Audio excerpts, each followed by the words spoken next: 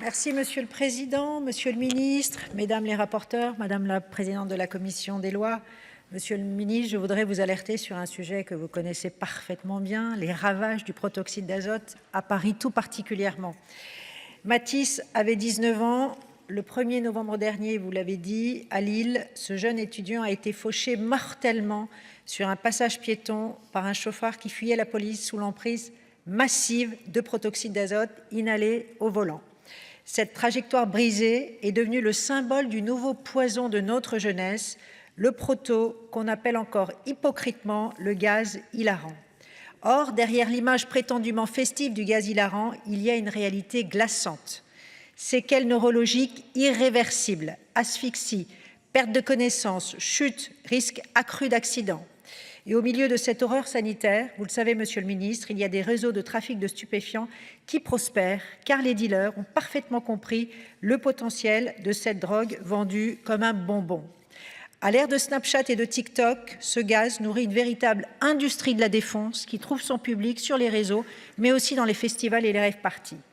Quand on commercialise des bonbonnes XXL parfumées à la noix de coco ou au bubblegum, ce n'est pas de la crème chantilly, c'est de l'addiction en libre service et la fabrique cynique de jeunes consommateurs.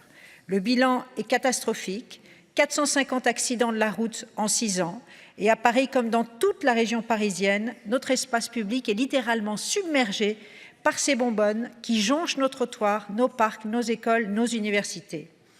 Le phénomène a pris une telle ampleur que vous avez vous-même pris à l'époque un arrêté d'interdiction d'urgence de vente aux mineurs. Un nouvel arrêté va expirer le 31 mai prochain et nous demandons évidemment la prolongation immédiate de cet arrêté dans l'attente d'une loi d'interdiction nationale aux particuliers. Car au-delà, Monsieur le Ministre, du scandale sanitaire, le proto est un désastre environnemental et financier. En Île-de-France, le SICTOM a recensé 1 million de bonbonnes dans les incinérateurs franciliens en 2025, provoquant plus de 25 000 explosions, une toutes les 2 heures, pour un coût national estimé à 40 millions d'euros l'an passé. Et qui paie la facture de ce vandalisme écologique? Pas les dealers, nos communes, les Français, qui verront la taxe d'enlèvement des ordures ménagères augmenter sur leur feuille d'impôt. Monsieur le Ministre, il faut désormais changer d'échelle et siffler la fin de la récré. Malgré la loi de 2021 interdisant la vente aux mineurs, la consommation a explosé. La vente reste libre sur Internet et dans les épiceries de quartier la nuit. Les maires et les préfets multiplient les arrêtés d'interdiction, mais restent désarmés face au vide juridique qui permet à n'importe quel majeur d'acheter des quantités astronomiques de gaz. Notre réponse doit être d'une fermeté absolue et se jouer sur 2 fronts indispensables, le front législatif et le front du terrain. Sur le plan législatif, nous devons frapper fort. Premièrement, l'interdiction totale de la vente de protoxyde d'azote aux particuliers. Je sais que vous y êtes favorable.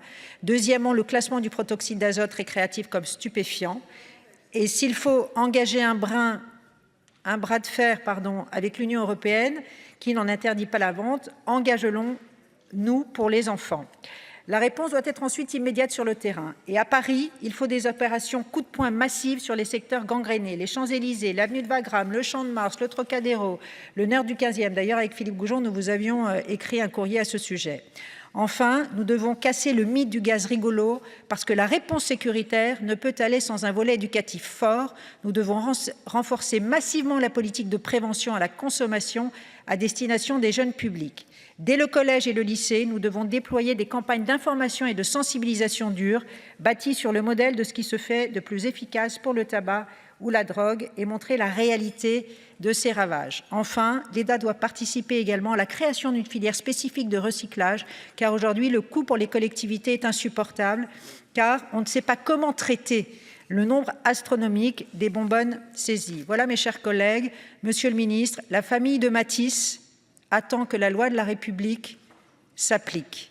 Nous vous remercions et nous soutenons évidemment ce texte qui va dans la bonne direction. Je vous remercie.